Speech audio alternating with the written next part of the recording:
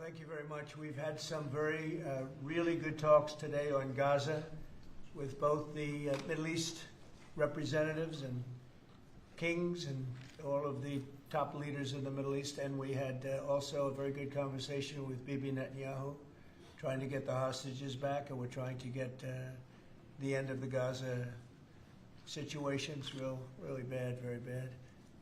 And we think it could happen. Maybe it could happen pretty soon. We want the hostages back. We want the bodies back.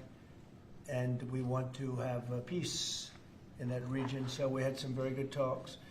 As you know, I had President Erdogan here, Turkey, and we had a great meeting today. I think we had a meeting that was very conclusive in so many different things that we wanted, things that he wanted, and that was good. We'll be announcing that sometime later. And he'll be making an announcement too, but we had a great meeting with Turkey, and they're a very respected president, and spent time. We had lunch, and we had a lot of good discussions. So those two things, and we have some executive orders today to sign that are very important for the country. And we'll start off with one that's a proclamation. And yes, sir. Want to do that, Will? Yes, sir. So today is Gold Star Mothers and Families Day. This is an annual proclamation.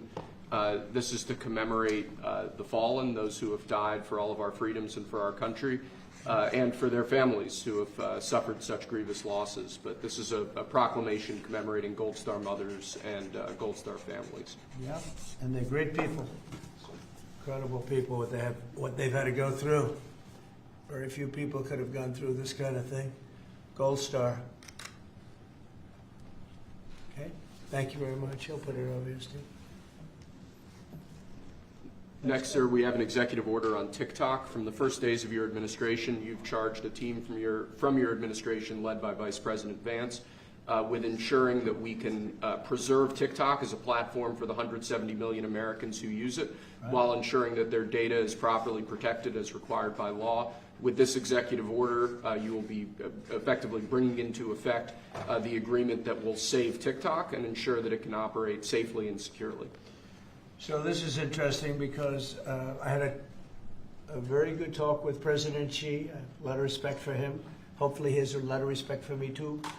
And we talked about TikTok and other things, but we talked about TikTok, and he gave us the go-ahead. You know, it's run by American investors and American companies, great ones, great investors, the biggest. You don't get bigger, I don't imagine. And maybe I'll have JD. JD was very much involved and in charge of it. And maybe I'll have you say a few words about the deal. He would report back, and the points of the deal, I think, are great for our country.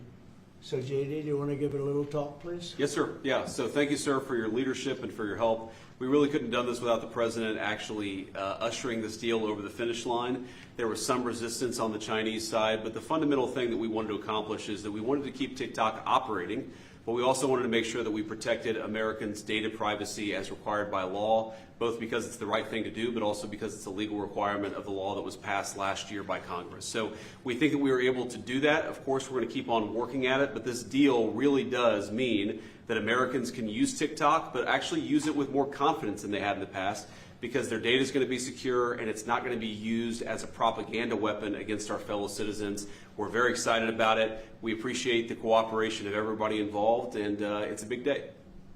And I think I can say that especially the young people, they really wanted this to happen. They did not want to have TikTok close. And I got, a little used to TikTok. I used it myself during the campaign, and it was very successful because you know how I did with the young voter.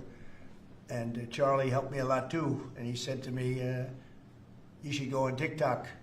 And it actually had, because we got record votes with the young voter, as you know, for the election. So I was a little bit prejudiced in that way toward TikTok. It was very good and very meaningful. But we have American investors taking it over, running it, highly sophisticated, including Larry Ellison. And Oracle, I guess, is going to play a very big role in terms of security, safety, and everything else. So we have very good controls. And literally, I would get a call from friends of mine who were fathers of young people saying, could you do me a favor? Could you get it approved, please? My son is driving me crazy. So we're getting it done, and they have a big audience, and We have great American investors, and here's your final copy. TikTok. You know, maybe if you want, we could take a couple of questions on TikTok, and then we're going to get onto something completely different. Okay? Yeah. Mr. President, Jeff? Mr. Vice President, you mentioned that China was resistant. Can you describe where China is now? Are they fully on board with this? They're or on is board. there anything more? I spoke with President Xi. We had a good talk. I told him what we were doing, and he said, go ahead with it. On the algorithm, it's still being leased coming from China. Are you satisfied that there's no security concerns for the Yeah, U.S. I that am. it would I really push, am. it would push disruptive The biggest content? reason is that it's owned by Americans. It's and very sophisticated Americans and people that love the country and very smart Americans too. So they don't want anything like that to happen. Yes, please. Is there any operational relationship with Chinese entities or staff to execute the deal With who? with the Chinese? I don't think so. Not that I know. No, we're going to be. This is going to be American operated all the way, and great respect for President Xi, and I very much appreciate that he approved the deal because to get it done properly, we really needed the support of China and the approval of China.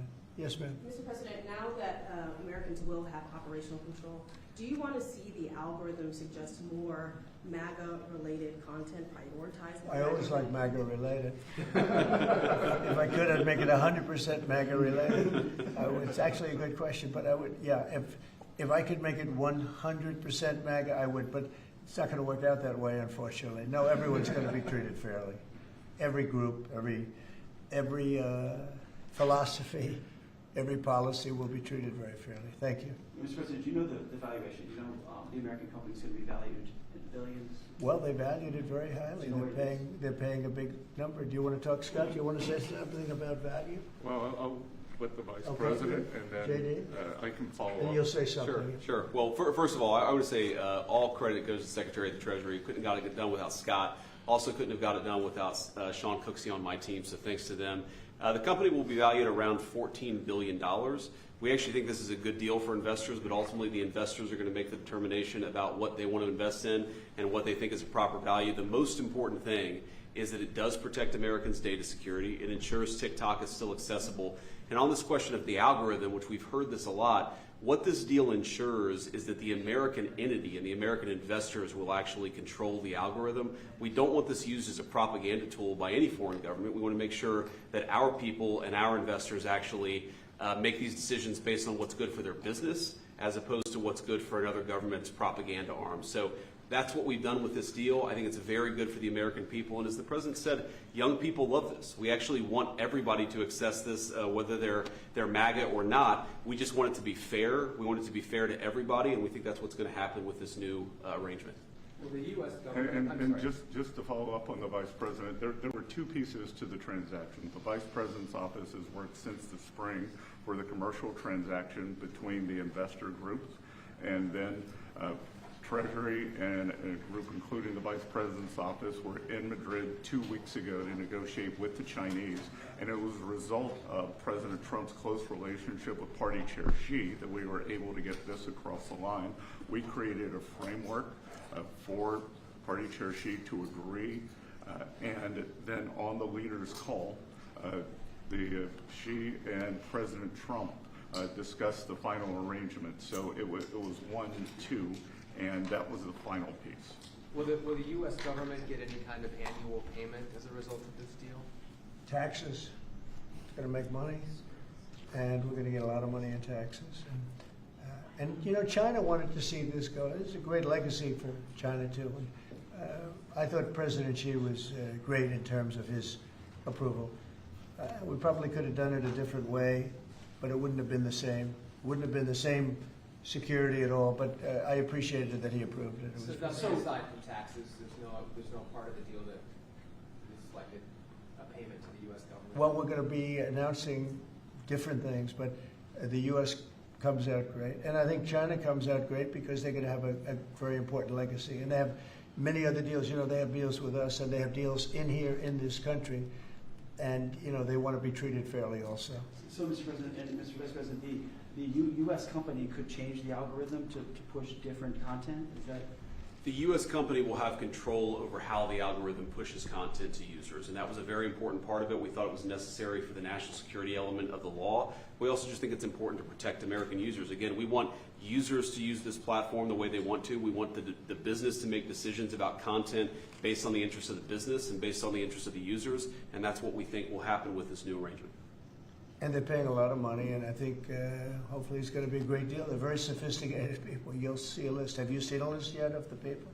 Well, you've been reading about it. It's, I know Michael Dell's involved, and Rupert Murdoch's involved, and a lot of, and let's see, we have probably 4 or 5 absolutely world-class investors that love the country. They made a lot of money with the country, and many of them are in a somewhat related business, so it works out pretty well. And they're going to be very careful about all of these questions that you've been asking. Who else beyond Dell and Murdoch? Well, it's a blue chip group of investors, and we'll be announcing more about who exactly is involved in the deal in the days to come. Oracle's playing a very big part. That's right, sir. And Oracle really understands this. And I think they're actually, and they've been involved for quite a while running it for the people, the previous people. And so it's really, I think it's going to be very well protected. Very, very prestigious deal, actually. On that, And they're very smart people. I guess you could say it about everything. Everything is what's secure nowadays. Things that you think are totally secure turn out to not to be. But I think in this case, it's going to be as secure as you can be because of the ownership and the people. And they have a big investment. You know, it's to their advantage to make sure it's good and safe. Yeah. Anybody else? Do you have a question? No, behind you. Well, I just want to say, do you think this move and getting this deal done, Mr. President, do you think this honors the legacy, like Charlie Kirk, you mentioned that he specifically pushed you to get involved with TikTok in the campaign and helped you win young voters. Do you think this deal honors him? Well, I think it's a good thing. It's a good sign. We're doing very well, as you know, with the trade deals. We're doing very well with China, and a lot of them. We were never treated properly. We were for 4 years, actually. But we were never treated very properly by other countries, and we're doing well. We've never done this well. We have, because of the tariffs that are coming in, the deals that are being made, $950 billion in one case. $950 billion, where previously they paid nothing. We have, as you know, in Japan it's $550 billion. South Korea's $350 billion now. That's up front. And one of the things I can say, I announced it lightly before, but we're taking in tremendous amounts of money with tariffs. We've never seen anything like it. No country's ever seen anything like it. I'm going to devote a little bit of that money, a little bit of the tariff money to our farmers. Our farmers have been incredible. They're the ones that let us survive and eat and enjoy our lives, right? Eat too much, maybe in some cases, like mine. But I will tell you, we're going to take some of the tariff money, relatively small amount, but a lot for the farmers. And we're going to help the farmers out a little bit because during this transition period, a period where we're taking in incredible amounts of money, we'll have a little bit of a shortfall with the farmers until the tariffs kick in because they haven't kicked in for the farmers yet. And I decided before, and I spoke to all of the people here, that I want to make a contribution out of the tariff money, a small percentage of it, but it's a lot for the farmers. It will make the farmers feel very good, just help them through the transition. And ultimately, they're going to be making a fortune. They will be one of the top in the whole world in terms of percentage gotten from the tariffs we're taking in. But we have so much coming in, it's a very small thing. But I want to, in fact, just get the word out to the farmer because they'll be struggling until the transition's complete. Then after that, they're going to do, I think, better than they've ever done before. Last time I said, get yourself a larger tractor and more land. And that was when they were doing very poorly. And they ended up doing that, and they did very well. That was with the deal we made with China. Unfortunately, Biden forgot about the deal, and he never enforced. I enforced it till the end, and China was very honorable. But when Biden came in, he didn't enforce it. So when you don't enforce a deal, they don't do it. So it's terrible. Biden was very bad to the farmers of our country. So we're going to be doing that. It's an honor to do it too. Brian, did you have a question? Yeah, I was just going to say, what's your message to the millions of small businesses here in the U.S. that really rely on TikTok to reach their end user, to market their service and their product? Well, thank you for that question, because honestly, we were getting hit up. They use it for virtual advertising, and they pay very little for it and nothing for it. And small businesses have become very successful because of TikTok. And we didn't think of that, when everyone's saying, oh, TikTok and this and that. But over the last 6 months, I was called by so many people saying they're going to go out of business if they can, because they use it virtually as a advertising tool. And without it, they wouldn't have anything. They wouldn't be able to get the word out about their good product or whatever it is they're selling. So it's a very important thing for small business. It's another reason I wanted to do the deal so badly. So let's go to another subject now, if we might, okay? And Will, please. Ask you about farmers. Yes, go ahead. What does that look like? Is that going to be direct checks to farmers, or is it going to be? Well, we haven't decided that. We'll be dealing with Brooke later, and the Secretary of Agriculture, and we'll figure out how to get money to the farmers. And again, this comes out of the large amount, hundreds of billions of dollars of tariff money that's pouring into the country. The tariffs, remember when I said a long time ago, I said it's the greatest word, it's my favorite word in the world. Then I had to say, I was forced to say other things, and of course, rightfully so. Love, family, religion. So I think I put tariff number 5. I was forced because the fake news did a big number on me. It's one of those little, but let's say it's my 5th favorite word, the word tariff. But it's making our country very rich. And when our country is rich, I'm able to help the farmers, and I'm able to help even other countries that are in trouble. But we're able to help people that are in trouble. Medicaid, Medicare, Social Security. It's all a benefit of this tremendous amount. And I heard numbers coming in today, Scott, where the numbers were very high, right? The economic numbers were off the charts, sir. Unfortunately, right? Because this is the only country in the world where you announce great numbers and the stock market goes down. Because when you announce great numbers, they immediately want to take that success away by raising the interest rates. Why can't you announce great numbers and let them lower the interest rate so you can make numbers? This is the only country in the world. They announce, I don't know if you heard. Could you just tell them what the number was? And how it was 3.88% growth, the biggest in years. And the important thing, as the president says, this is going to be non-inflationary growth, just like it was in its first term. So strong growth, low inflation, real wage gains, and to the question on small business optimism under President Trump last week hit a multi-year high. So small businesses, Main Street is back under President Trump. But isn't it crazy? So I saw the market was down a little bit today. I mean, in all fairness, I don't feel guilty because we've set every record you can imagine. But it was down, and I say, oh, the numbers must be good. Meaning the growth numbers are phenomenal. And again, this is during, but a little bit of the heavy, the really success and the money pouring into our country through the tariffs. And I just say, why can't we have great numbers and lower the interest rates so we have even greater numbers? So people were saying, oh, the numbers are so good, they're going to have to raise interest rates. That doesn't have to happen. And there's no inflation. We have really, the only thing we have is great success. We're having unbelievable success. So the numbers are much higher than anticipated, except for by me and Scott and some of the other people. And they'll get a lot higher than that, too. But I don't want to, every time we have good numbers, say, let's take all the juice out by raising interest rates. It's so backwards. It's so backwards. Well, Mr. President, they don't appreciate the importance of the third leg of your stool, because trade, taxes, and deregulation allows for significant upside growth without inflation. So eventually the people at the Fed will be able to focus on this like Alan Greenspan did in the 90s. You can have strong growth and low inflation, and I think we can get the stock market up, Wall Street, Main Street, both doing well. And we want low interest rates.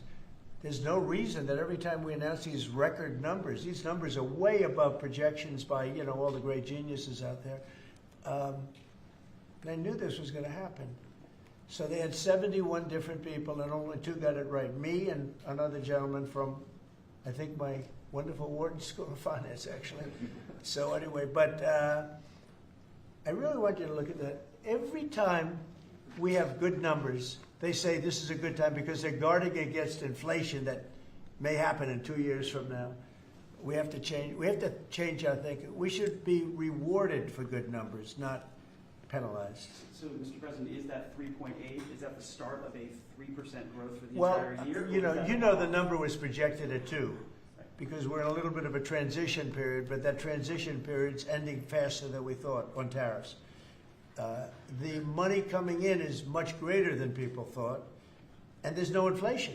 Essentially, there's no inflation. We just went through the worst inflation in the history of our country under Sleepy Joe Biden.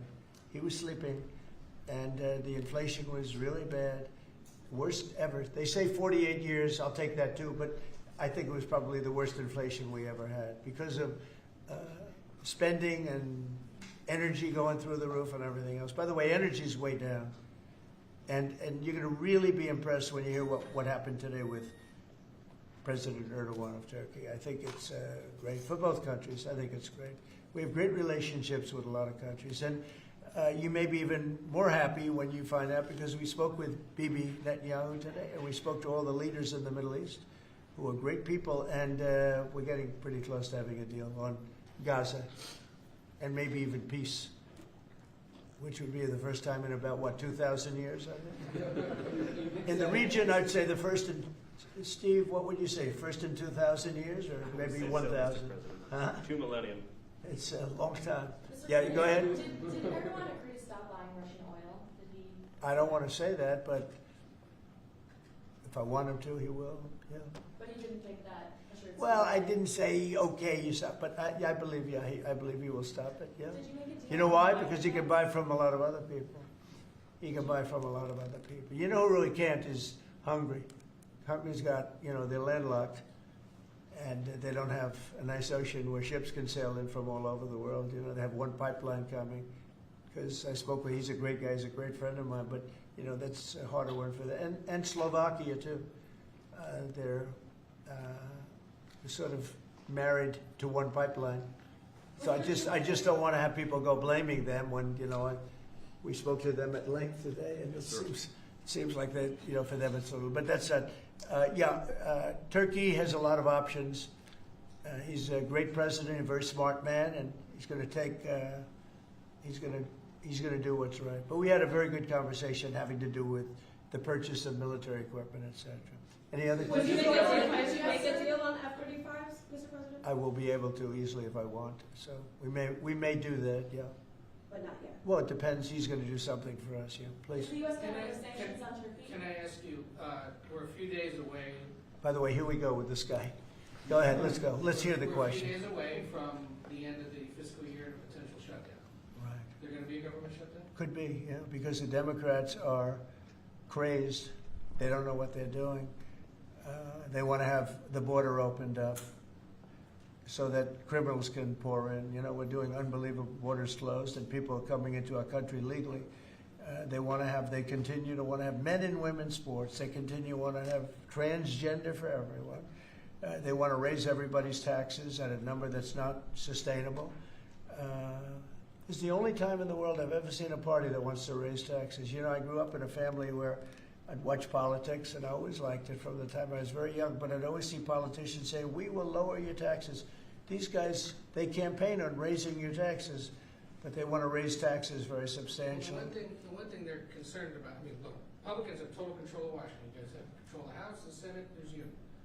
Well, when you say control, so we need 60 votes for this, and we have 53 Republicans, so we need 7 Democrats. And those 7 Democrats and others are asking for an extension of a tax credit on people who get the Affordable Care Act and some other government-backed health care. So are you willing to negotiate on that what they're issue? really asking for is they want to pay for illegal aliens that have come into our country by the millions and get onto the rolls, and they want to pay. And our people don't want to do that. Our people are taxed enough. We just approved the largest tax decrease ever in the history of our country, including the extension of the previous Trump tax cuts.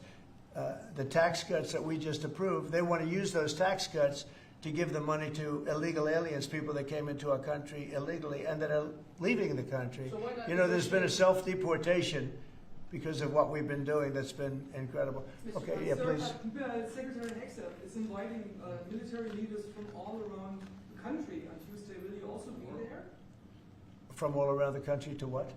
To Virginia. He's inviting the generals and admirals to Virginia for a big meeting. They're not sure why. Well, I know, I love it. I mean, I think it's great. Let them be friendly. Let them be friendly with the generals and admirals from all over the world. Why, is there something, no, but is there something wrong with it? What is it about? Will you be there personally as well? And what is it about? Well, I'll be there if they want me, but why is that such a big deal? I mean, the fact that we're getting along with the generals and admirals from all, remember, I'm the president of peace.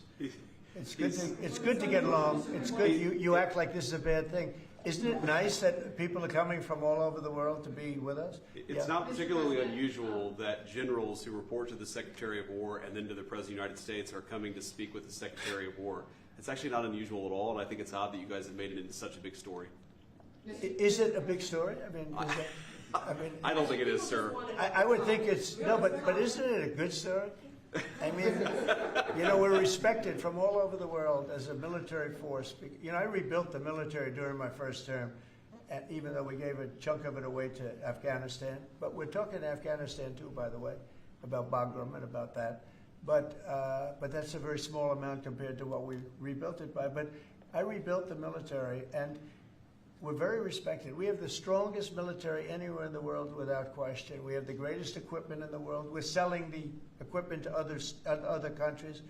And a lot of generals want to be here, and they want to look at they're also going to be touring equipment sites. They're going to be talking about the newest weapons, et cetera, et cetera. But I think it's great when generals and top people want to come to the United States to be with our now called Secretary of War. Does everybody like the name? I do. You said something really interesting this week about Ukraine, that you thought Ukraine could get back all the territory that Russia had taken. Yeah, they have a shot at it because Russia. What prompted you to change your thoughts on that? Well, because I've been watching the way what Russia's been doing. I'm very dissatisfied with what Russia's doing and what President Putin is doing. I haven't liked it at all. He's killing people for no reason whatsoever. And they are doing very poorly, considering they have put it all out on the line. Their economy is going to hell. They're bombing the hell out of everything, and they're picking up a very little territory, if any. In fact, they're losing some territory. So I think it's been very bad for the reputation of Russia. This war should have been over. If this were our war, we would have had it over in 1 week. And they're getting into fourth year, Jeff. They're getting into the fourth year now. 4 years of fighting, and you see what they've taken. In the last month, they've taken very little, and you've been reporting on all the bombing, all the drones all over the place. 900 drones coming into certain areas like Kiev in one night. And with all of that work, they've taken over very little. So now I'm very disappointed in President Putin. I thought I solved 7 wars. In fact, we have a great leader coming. We have the Prime Minister of Pakistan coming, and the Field Marshal, Pakistan. Field Marshal is a very great guy, and so is the Prime Minister, both. And they're coming, and they may be in this room right now. I don't know, because we're late.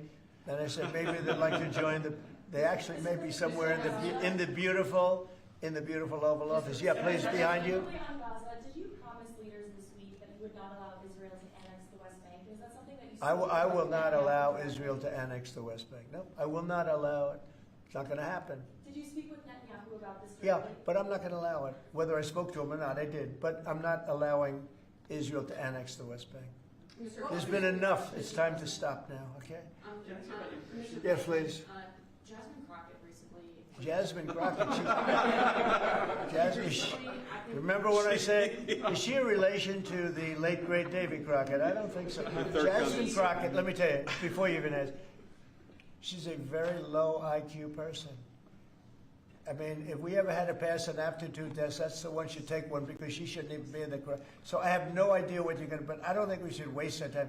This is a low IQ person who I can't even believe is a congressperson, between her and Ilhan Omar and the group. You know, I met the head of Somalia. Did you know that? And I suggested that maybe he'd like to take her back, and he didn't want her. He said, "I don't want her." Okay, what else? Go ahead. You want? Let's hear what Crockett said. Go ahead. She compared ICE raids to slave patrol. I want to ask you. To slave? To slave patrol. I want to ask you if you think that there should be consequences for members of Congress who make these types of comparisons or use this type of language. Well, I think she's gone over the line, and I think a lot of the people. Look, the Democrats have become radical left lunatics. They have policies that nobody's going to buy. And, you know, I see what's going on in New York. We're going to have perhaps a communist mayor because it's split up. You know, if the people would get together and have one candidate, they'd have, I think, a pretty good chance. But it looks like maybe they're not going to do that. But we're going to end up with a communist mayor. It's not even believable, my beautiful New York. When I left New York to become president, it was a great place. But it was the beginning of bad things because we had de Blasio had just started as mayor, and I said, this guy's this guy's a real nut job. Went to Harvard to teach management. Can you believe it? He went to Harvard to teach city management along with the mayor of Chicago, who went to Harvard to teach. The two of them are teaching how to manage a city manage it into hell is what they do. But that was the beginning, and now we're going to go a step further. Now we're going with the communists. Can I be honest? I think it's the greatest thing to ever happen to the Republican Party. I really do. I think if a communist takes over New York City, I think that's a gift to the Republican Party. It's sad for New York, but it's a gift. And New York will recover because, you know, sometimes you need a shock like that to straighten you out. But it's politically, it's probably a very good thing. Mr. President, immigration, crime, and the World Cup. So that's a lot of questions. You have a number of cities that are pushing back against your immigration deportation move as well as your crime initiatives. Some of those cities, I don't think they're very much but pushing some of back. those cities have World Cup games. Yeah. Seattle, San Francisco. They're going to be very secure. But could those games move if they don't cooperate with your crime? Well, that's an interesting one, I guess, but we're going to make sure they're safe. They're run by radical left lunatics and that don't know what they're doing. Look at Washington, D.C. I just got numbers. There's like no crime in Washington, D.C. You, Jeff, will not be mugged walking down the street. You can walk down the street with your family. You can walk down your street with your wife, your daughter, your son, and you're not going to be. We took out 1,700 career criminals that we're not allowing back. And we have this city in great shape. You know, there was a time when not long ago, when every single week you'd have at least one murder. And look what's happening with Washington. It's safe. I went to dinner in Washington just to prove a point. I gave a press conference in the middle of a street. I wouldn't say Secret Service was thrilled, but I did it, and here I am.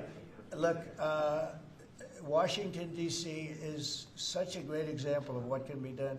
We did it in 12 days. We made it very safe in 12 days, and now it's much safer than that.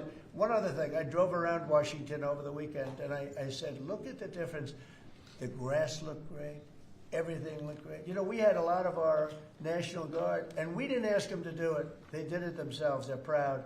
They're great. And they were picking up paper. They were cleaning. The place looked really beautiful.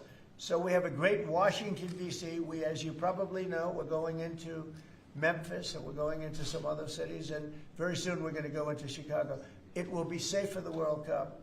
If I think it isn't safe, we'll move it into a different city. Absolutely, we'll take the world. If I think it's not, it's actually a very fair question. If I think it's not safe, we're going to move it out of that city. If, like the governor of Illinois, who is, you know, look, between last week and the week before, 11 murders, and 38 people were shot. Then he gets up and he says, this is a very safe, and then he says crime is better. The reason crime is better is because Cash put, about 5 months ago, a whole team of FBI people there to get ready for when we go in, and they've lowered it a little bit, you know, like 20, 25%, which isn't good enough, but it's a good start. But that was only put there because they're preparing for us to go in. And they've done, by the way, they've done a good job. So then Pritzker gets up, we've lowered crime 25. It's because the FBI was there. So, no, if any city we think is going to be even a little bit dangerous for the World Cup or for the Olympics, you know, where they have Olympic overthrow, right? But for the World Cup in particular, because they're playing in so many cities, we won't allow it to go to, we'll move it around a little bit. But I hope that's not going to happen, yeah. Mr. President, Director Patel this morning indicated that the shooter in Dallas had been using an app to track ICE. Does your administration have any plans to take down those apps or get them removed or any? Well, I can't tell you about that, but it tells you when they want to wear masks or they want to hide a little bit, why that's so important. But these are great patriots, the ICE, and what a tough job they have. What an unbelievably tough job they have.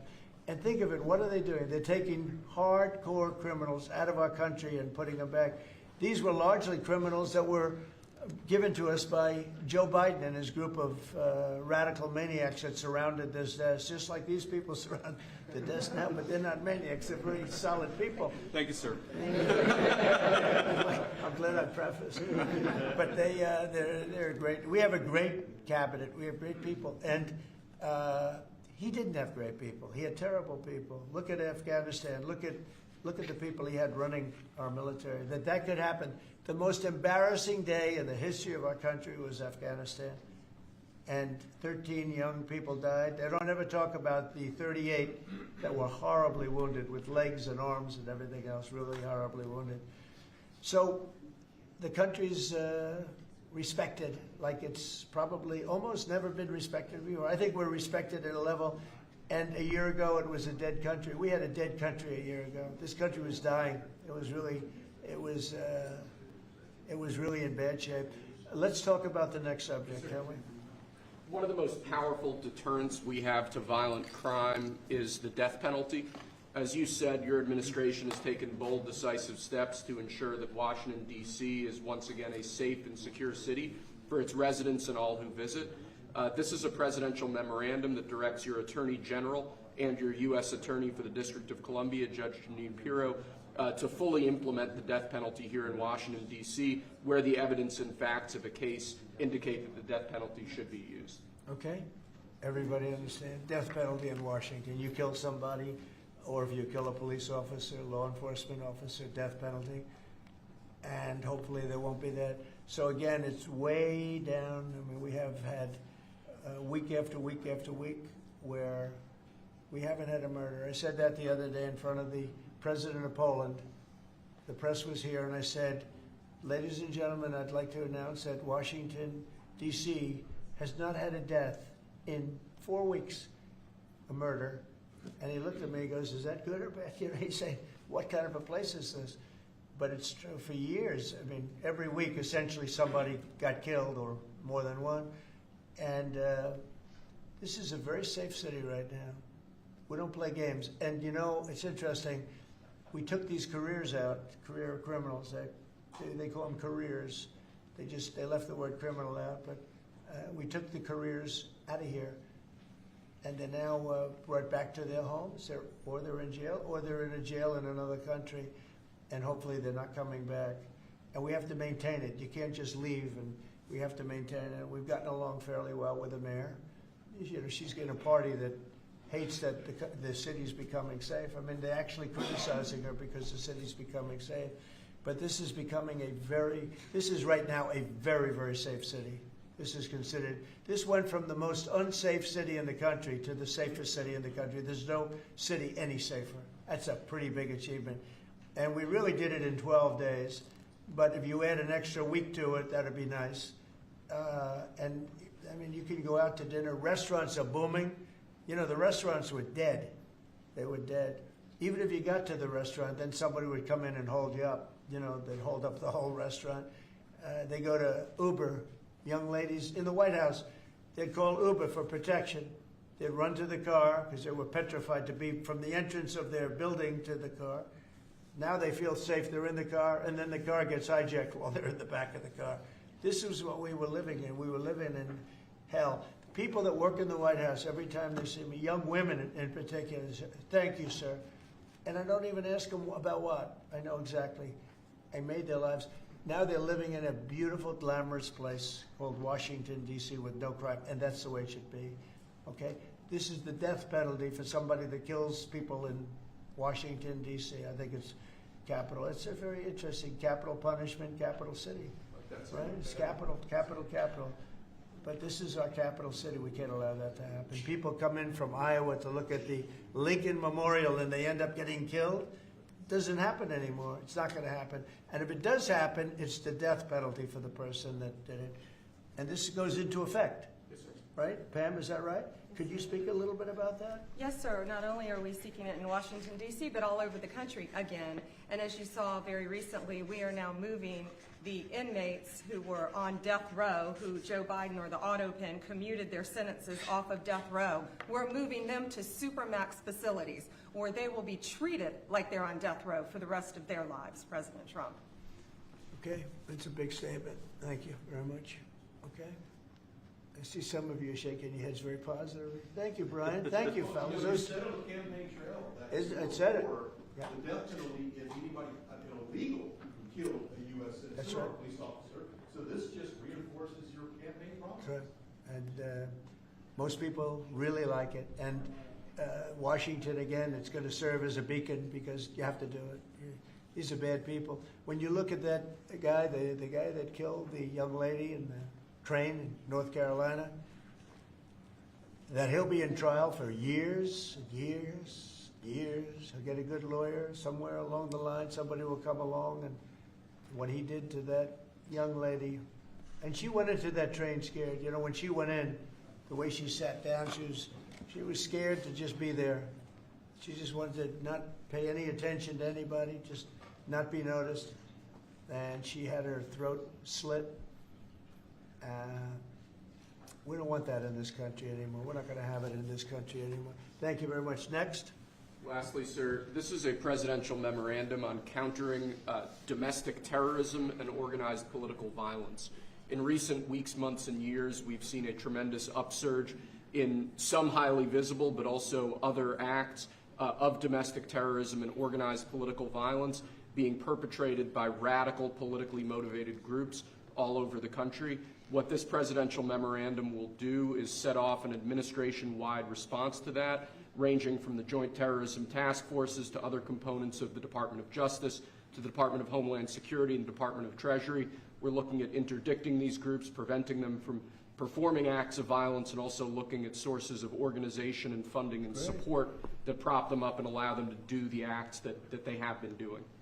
We're looking at the funders of a lot of these groups, and you know, when you see the signs, and they're all beautiful signs made professionally, these aren't your protesters that make the sign in their basement late in the evening because they really believe it. These are anarchists and agitators, professional anarchists and agitators, and they get hired by wealthy people, some of whom I know, I guess, you know, probably know them. And you wouldn't know it. You're at dinner with them, everything's nice, and then you find out that they funded millions of dollars to these lunatics.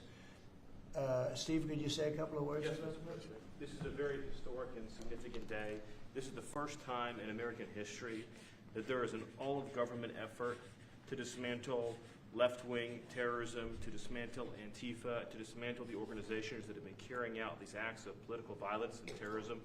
What we have seen, if you look at whether it be going back to the riots that started with Black Lives Matter and all the way through to the Antifa riots, the attacks on ICE officers, the doxing campaigns, and now the political assassinations, these are not lone, isolated events. This is part of an organized campaign of radical left terrorism. It is structured, it is sophisticated, it is well-funded, it is well-planned. There is really no parallel like this to anything else in the country right now. There is an entire system of feeder organizations that provide money, resources, weapons, and when they're attacking ICE officers, they're attacking federal buildings, or they're isolating public officials for harassment, doxing, intimidation, and ultimately attempted assassination. It is all carefully planned, executed, and thought through. It is terrorism on our soil. Because of this executive order, Cash and Pam are going to have the tools they need, working with Scott, to take these organizations apart piece by piece. And the central hub of that effort is going to be the Joint Terrorism Task Force, or JTTF, which sits inside the Federal Bureau of Investigation. But for those at home who are worried about terrorism in this country, they need to understand, because of President Trump's strength, because of his vision, because of his leadership, we are now going to use the entire force of the federal government to uproot these organizations root and branch. And again, that's only possible because of President Trump and his leadership. Thank you. Steve Cash, please. Yes, as Stephen was saying, Mr. President, thanks to your leadership, crime is going downward in a tremendous fashion, and that's what we want for every city in America. And the FBI's premier flagship enterprise, the Joint Terrorism Task Force, are honored to lead this initiative with our partners at Treasury and Homeland Security, because our citizens are being attacked by, as Stephen said, organized violence, and it's being paid for, not by them, by other people. So what we are going to do, combining forces as Scott and I have done in these last few months, is follow the money. People and organizations have collected funds and put them out into the streets of America and organized violence across our country. And thanks to your recognition of this and this executive order and the AG's leadership to lead out and prosecute these individuals, we are properly going to chase them down like the domestic terrorists that they are, and our streets and our communities are going to be safer because the JTTF and the FBI and Treasury and DHS and DOJ are going to combine forces like never before to root out this new evil that is perpetrating our criminal activities across our societies. And we are just so thankful for your leadership and recognition of it. It's not easy to do. Good job. Thank you very much. Who Pam? specifically do you want to target? What? Besides Antifa, is there a specific group or person you're targeting in this? Any organized group. Any organized group who are committing these crimes, and we're working with the Secretary of Treasury. You know what law enforcement has told us under President Trump's leadership? He's taken the handcuffs off law enforcement. They can do their jobs now, thanks to you, President Trump, and that's what's happening. And all of these agencies that Cash mentioned, we work hand in hand together. Our prosecutors were following the money with Treasury. We're working with Homeland Security. Cash's agents, all of our agents, DEA, ATF, U.S. Marshals, combined are working, and with state and local government, to take these people off the streets who are jeopardizing lives. Can I just illustrate this? So I was talking with Cash and Stephen about this a couple of days ago, sir. So I believe it was in Oregon where you had a federal building where there were men in black ski masks who were committing acts of violence, who were shutting down a government building. To the president's point, they don't come from nowhere. These are paid people. This is organized. They're committing acts of political terrorism on American soil. And it's time we had a government that looked out for the American people rather than the people who are committing violence against the American people. When you go out to Portland and you see what's happening in Portland, this is like nobody's ever seen anything like it. Every night, and this has gone on for years. They just burned the place down, and you know the shop owners, most of them have left, but the few shops that are open, they just use plywood and just like 3/4-inch plywood. They don't put storefronts because they know it's going to be burned down. These are professional agitators. Right. These are bad people, and they're paid a lot of money by rich people, some of whom we know. I'm sure I know some. I don't. If I knew, I wouldn't associate because I'll be in trouble because Pam will say, "Why are you associating with this person?" But I will tell you that these are bad people, and they're paying a lot of money, millions of dollars. But take a look at Portland sometime. These are wild. These are crazy people, and they're trying to burn down buildings, including federal buildings. And on my list of things that I want to do before we finish up with the cities, because I think we're going to whip the cities back into shape, but we have to. We cannot let our cities, and that's a small example, but it's the most violent example. It's every night, and they've done it for years. You think maybe at some point they made their point, and what are they doing? But we're going to get out there, and we're going to do a pretty big number of those people in Portland that are doing that. They're professional agitators and anarchists. They're actually anarchists, yeah. Go ahead, why don't you defend? Let's see you defend them, Jeff. No, I'm not defending anyone. I just want, so that we can just explain this in our stories. Could you name a couple? You don't explain it right, though, Jeff. Go ahead, let's go. Maybe let's give you another chance. Go ahead. Antifa, Soros, what names are we talking about? Well, Soros is a name certainly that I keep hearing. I don't know, but Soros is a name that I hear. I hear a lot of different names. I hear names of some pretty rich people that are radical left people. Maybe I hear about a guy named Reid Hoffman. Somebody's a pretty rich guy, I guess, and I hear about him. I don't know. Maybe could be him. Could be a lot. I'm with the Center Square. Sarah Rodriguez is my name. Sarah, there's also, as you know, Antifa is not just a domestic terror or now a domestic terror organization. It's also international. I know the Netherlands is looking at also designating them a terror organization. Right. Have you been working with your intel community and your DNI to possibly expand that to making them designated Yes, an we have. international terror Yeah, we have been. Yep.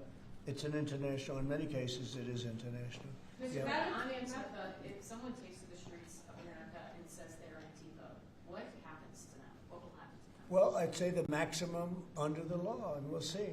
Now, if they kill somebody, we just signed a death penalty, so it depends where it is. But if they kill somebody, which they do, I mean, people are dying. You go out to Portland, people die out there. Many people have died over the years in Portland. Portland is, I don't know how anybody lives there. It's amazing. But it's anarchy out there, and that's what they want. They want anarchy, like when they attacked Seattle and took over a big percentage of the city. I was going to go out, and we were going to do a big number. They heard that, and everybody broke up all of a sudden. But, you know, you have governors that have to run that, and a lot of them don't do that. I don't like to go in. I'd rather have Pritzker's support when we go into Chicago. But if we don't have it, that's okay, too, because we're paramount, and we will do what we have to do. We're going to make Chicago safe. We're going to make we're going to make as many as we can, and usually that involves a surge. But what we did with, in the case of Chicago, by having the FBI go out there 5 or 6 months ago, we brought it down a little bit. You know, a little bit is 25%, so it's not so little, but it is when you're talking about the kind of crime and killings and murders that you hear in Chicago. But we're going to get it. Chicago's a great city. As the Union Pacific said, the head of the Union Pacific, who's a great guy, started off as a low-rung guy. He said he started at a caboose, and now he's the chairman of the Union Pacific. But he's a great guy. But he said, "Sir, don't lose Chicago." The way he said it, I said, boy, it really hit me. You know, here's a man that knows all the cities. The Union Pacific, I guess, is our largest railroad, and he knows all the cities. He's been doing it for 45 years, and he said, "Sir, don't lose Chicago." And the way he said that meant a lot to me, and we're going to go into Chicago very soon. We're going to take care of Memphis. We're going to take care of Memphis. You can't walk a block without getting shot. We're going to take care of that one, and just like we did Washington D.C., and we're going to do Chicago very soon. Yeah. We heard there could be an indictment on James Comey. Do you know if there is an indictment, or Madam Attorney? I don't know. I know it's going on because I read the papers just like you do, right? So I don't know. Do you have anything to say about that? We can't comment on that. Yeah. Madam Attorney General, can you comment on a New York Times report saying that Justice Department officials have asked attorneys to target a George Soros-funded group? And is this executive order that you just signed a part of that effort? I'm not going to comment on whether there is or is not a pending investigation, but everything's on the table right now. I don't think anybody has to ask, because if you look at Soros, he's at the top of every. In fact, sometimes they say, could he be involved in this many things?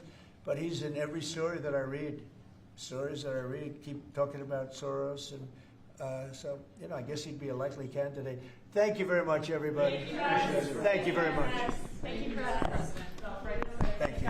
Yep.